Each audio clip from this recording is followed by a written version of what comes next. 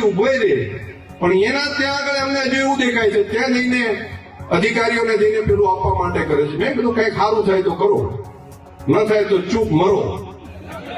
તમે કોઈને આપી ના આપો તો કઈ વાંધો નહીં, પણ કોકને બગાડવા માટેનું મારા ખેડૂતોની સામે પડવાનું ન કરશો, નહીંતર ન બોલવું પડે તો ક્યારેક ક્યારેક પણ મારે જવાબ આપવો પડશે. ખેડૂતોના મહેનત ઉપર ભરોસો છે અને એની અંદર જેમણે જેનું વાયુ છે એ ત્યાં આગળ દાડમ ના આવે, એમને ત્યાં આગળ હજુ આપવાનું બાકી છે. સર્વેનું કીધું છે કે કોને કોને દાડમ છે એની ખબર છે બધાને.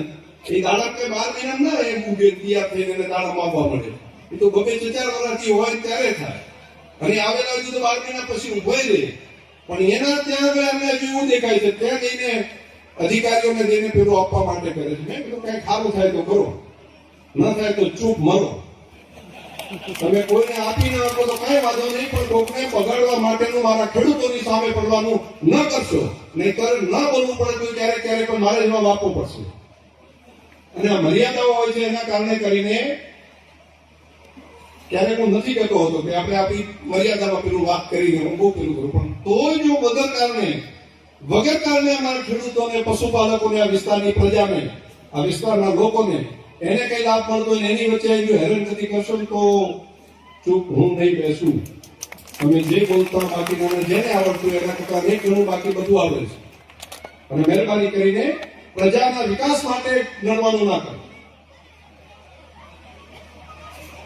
સારું ન થાય કઈ વાંધો નહીં, સવારથી સાંજ સુધી શેના માટે દોડે?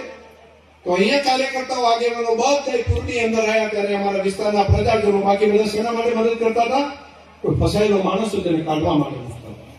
કોઈના ખેતરની અંદર પાણી હોય તો એની અંદર તેને બચાવવાનું કામ કરતા હતા. કોઈના ઘરે એને ખાવાનું ન તૈયાર થઈ જતું હોય, રંધાઈ ના આવતું હોય તો એને ફૂડ પેકેટ પહોંચાડવાનું કામ કરતા હતા. આ બધા કાર્યકર્તાઓ, આગેવાનો એના માટે કામ કરતા હતા. કોઈના ખેતરની અંદર, ઘરની અંદર પાણી ભરેલું હોય તો પમ્પિંગ કરીને એને પાણી બહાર કાઢવાનું કામ કરતા હતા. અને કેટલીક ટોળકી શું કરતી હતી? બાકી ક્યાં રહી ગઈ? ખામી ક્યાં રહી ગઈ? સવારથી સાંજ સુધી આખો દાડો ફરે અને ત્યાં આટલું તો બાકી રહી ગયું તો એને ચેક કરવા જવાય. અને આખો દાડો સવારથી સાંજ સુધી ફરીને અહીંયા બધા લોકો મહેનત બતાવણ કરતા હોય અને ટોળકી ત્યાં જઈને એમ કે જો આ હજુ બાકી દીધું છે, જો આ હજુ બાકી દીધું છે. હવે આખો દાડો એમની ચીડે ફરીને ગોતવા જાય છે. બાકી તો અમે કામ છે કે 100% ના થઈ ગયું હોય, આ આફત કુદરતની હોય ત્યાં આગળ 100% કોઈ મદદ ન કરી શકે ગમે એમ કરે તો. પરંતુ બધા આફત આવ્યો ત્યારે બધા પડકે ઉભા રહીને એને ટેકો કરીએ, તો ટેકો કરવાની જગ્યાએ જઈને શું કરી ગોતે ત્યાં પણ બાકી રહી ગયું, પછી એના વિડીયો બનાવે. મહેરબાની કરો, ઉપયોગી થો, પણ કોકને વાંકે નડવાનું મત કરો. તો આવા લોકોને પણ આપણે ઓળખવા પડે કે આફતમાં કોણ મદદ કરતું હતું અને કોણ ખાંચા કાઢતું હતું.